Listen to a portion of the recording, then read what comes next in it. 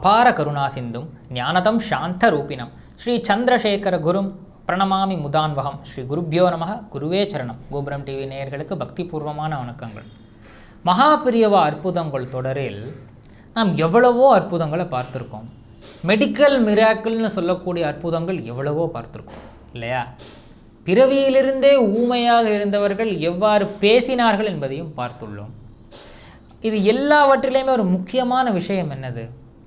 நம் கடமையை நாம் செய்ய வேண்டும். நம் கடமை என்னது?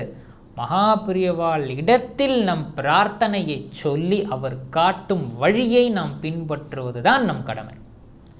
அப்போ அதற்கான பலன் எப்பொழுது கிடைக்குமா, அந்த பலன் கிடைக்காதா என்பதெல்லாம் நம் பொறுப்பில் கிடையாது. பகவான் கிருஷ்ணர் என்ன சொன்னார்? கர்மண்யே வாதிகாரஸ்தே மாபலேஷு கதாசனா கர்ம பலஹேதுர் பூமாக்தே சங்கோஸ்ப கர்மணி. ஆக கடமையை மட்டும் நீ செய், பலனை நீ எதிர்பார்க்காதே, என்கிட்ட கொடுத்துடு. அந்த பலன் எப்பொழுது உன்னை அடைய வேண்டும் என்பதை நாம் பார்த்து கொள்வோம்னு சொன்னார் இல்லையா? அதே போல் தான் என மகான்களிடத்திலும் மகாபிரியவாள்கிட்ட போய் ஒரு பிரார்த்தனையை நம்ம சேர்த்துட்டோம் என்றால் அது எப்பொழுது நிறைவேற வேண்டும், ஈடேற வேண்டும் என்பதை அவர் பார்த்து கொள்கிறார். சென்னையைச் சேர்ந்த ஒரு குடும்பம், நாராயணன் வைதேகி தம்பதியர். அவர்களுக்கு ஒரு சிறு குழந்தை, 1.5 வயது மேலே இருக்கும், நிதர்ஷனான்னு ஒரு குழந்தை, பெண் குழந்தை. இவர்கள் மூவரும் சென்னையிலிருந்து ஒரு பேருந்தில் ஏறி நேர காஞ்சிக்கு வருகிறார்கள். அது 1990-91 அந்த காலகட்டம். மகாபெரியவர் அப்பொழுது ரொம்ப ஆக்டிவாக நடமாடாத ஒரு காலகட்டம். அவர் ஆசனத்திலேயே அமர்ந்து கொண்டு எல்லாரிடத்திலும் பேசிக்கொண்டு பிரசாதம் கொடுத்து வந்த சமயம். இப்போ கூட ஃபோட்டோலெல்லாம் பார்ப்போம், அந்த பெரிய கண்ணாடி போட்டுண்டு சாஞ்சுண்டு பார்ப்பார் இல்லையா பெரியவா? அந்த காலகட்டத்தில் எடுக்கப்பட்ட படம் தான் அது. இப்பொழுது அன்று மடத்தில் ஏகத்துக்கும் கூட்டம், பயங்கரமான கூட்டம் தான் சொல்லணும். அலை அலையாக மக்கள் வந்து கொண்டே இருக்கிறார்கள். அது ஒரு விடுமுறை நாள். இவ்வளவு மக்கள் வரவும் அன்று இந்த தம்பதியருக்கு ஒரு ஏக்கம், எப்படியாவது பெரியவாள்கிட்ட போயிடணுமே, நம்மளால் போக முடியுமா அப்படின்னு ஒரு ஏக்கம்.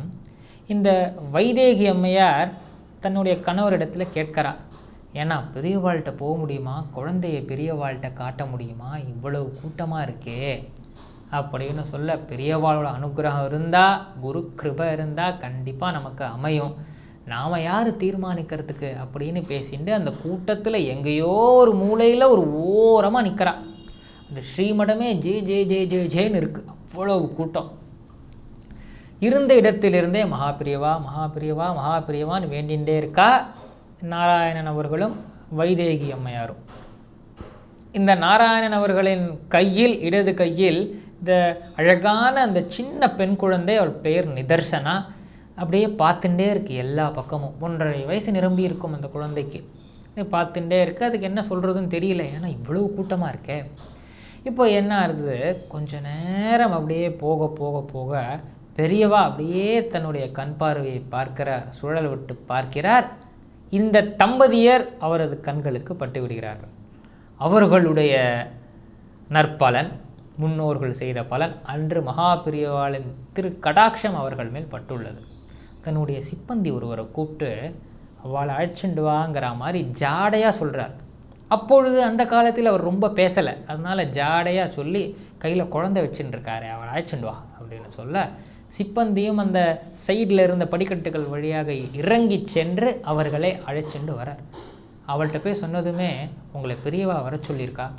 யார்? எங்களை வர சொன்னாரா? எங்களை மகாபெரிவா வர சொன்னாரா? 2 தடவை கேட்க, ஆமாம் உங்களுக்கு தான் உத்தரவாயிருக்கு, சீக்கிரமாக வாங்கோன்னு சொல்லி கடகடகரன்னு அழைச்சிட்டு போகிறார்.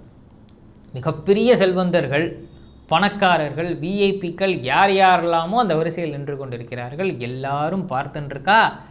அப்பொழுது இந்த எளிமையான தம்பதியர் உள்ளே வருகிறார்கள். எல்லாருக்கும் ஆச்சரியம், யார் இவர்கள், இவர்களை அழைக்கிறாரே பெரியவான்னு.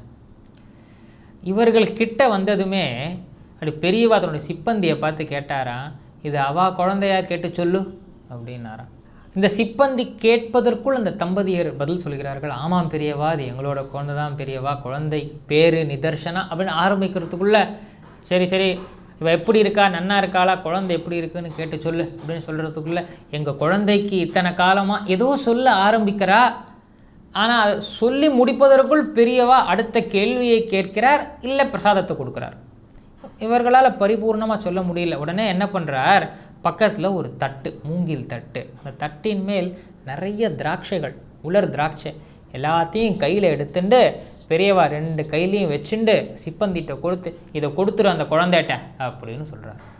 சரி, இவர்கள் பதில் சொல்லவில்லையே, என் குழந்தைக்கு என்ன பிரச்சனை, எங்களுக்கு என்ன பிரார்த்தனைன்னு சொல்லலையே, அதுக்குள்ளே போயிட்டு வாங்க அப்படிங்கிற மாதிரி கையை தூக்கிட்டார். இந்த குழந்தை என்ன பண்ணிட்டு, அந்த சிப்பந்தி அவர்கிட்ட இருந்து இந்த திராட்சையை வாங்கிட்டு, ஒரு 7-8 திராட்சை இருக்கும், அதை அழகாக குவிச்சுண்டு அதில் எதுவும் கீழே விழாமல் பார்த்து பிடிச்சிக்கிறது, தாயாரும் உதவுகிறாள், ஒவ்வொன்றா வாயில் போட்டுக்கிறது. இப்பொழுது இந்த அம்மையாருக்கு நம்ம என்ன கஷ்டம்னு பெரியவாள்கிட்ட சொல்லியிருக்கலாமே, பெரியவாளுக்கு தெரியாதாம்மா, விடு அவர் பார்த்துப்பார் அப்படின்னு நாராயணன் சொல்லி தன் குடும்பத்தை அழைச்சிட்டு வரார். குழந்தைய கையில் தூக்கிண்டு வாசலுக்கு வருவதற்குள் அந்த குழந்தைய ஒரு 7-8 திராட்சையுமே வாயில் போட்டு முழுங்கியிருக்கும். இப்போ நேராக ஒரு ஆட்டோ ஏறி பஸ் ஸ்டாண்டுக்கு செல்கிறார்கள். அங்கு பேருந்தில் ஏறுகிறார்கள். சென்னையை நோக்கி ஒரு பேருந்தில் அமர்ந்து கொள்கிறார்கள். அந்த பேருந்து கிளம்பி ஒரு 10 நிமிஷம் ஆயிருக்கும்.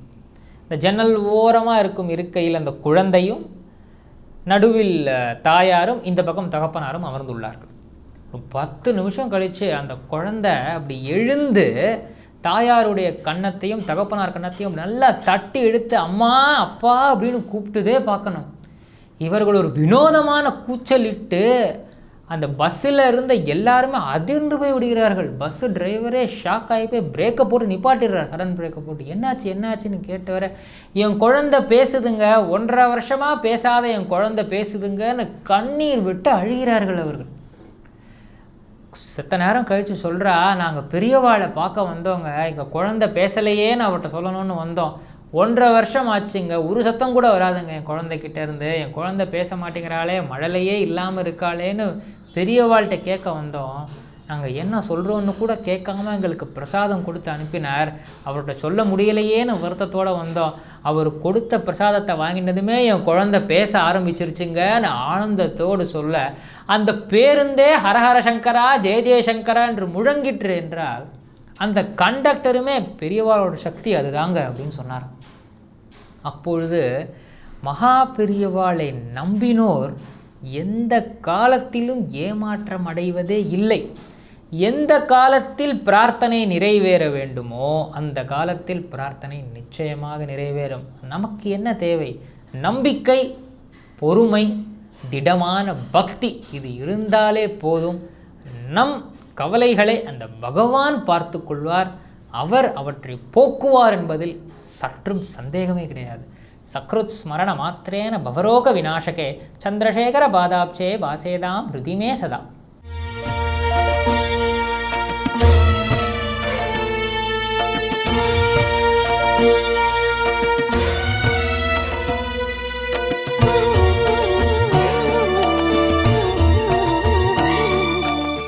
விதம் விதமான பக்தி நிகழ்ச்சிகளை உங்களுக்காக தந்து கொண்டிருக்கிறது உங்கள் கோபுரம் டிவி. உங்களுக்கு பிடித்த நிகழ்ச்சிகளை லைக் செய்யுங்கள், உங்களுக்கு பிடித்த மாணவர்களுக்கு ஷேர் செய்யுங்கள். மேலும் சப்ஸ்கிரைப் செய்வதோடு மட்டுமல்லாது அருகில் இருக்கும் பெல் பட்டனை கிளிக் செய்து கோபுரம் டிவி நிகழ்ச்சிகளை உடனுக்குடன் தெரிந்து கொள்ளுங்கள். மற்றும் ஒரு மகிழ்ச்சியான செய்தி, கோபுரம் டிவி ஆப்பை கூகுள் பிளே ஸ்டோரில் ஃப்ரீ டவுன்லோட் செய்து கோபுரம் டிவி நிகழ்ச்சிகளை தொடர்ந்து கண்டுகளியுங்கள், பாருங்கள், ரசியுங்கள், பரவசமடையுங்கள். gopuramtv.com. பக்தி பக்திமயம்.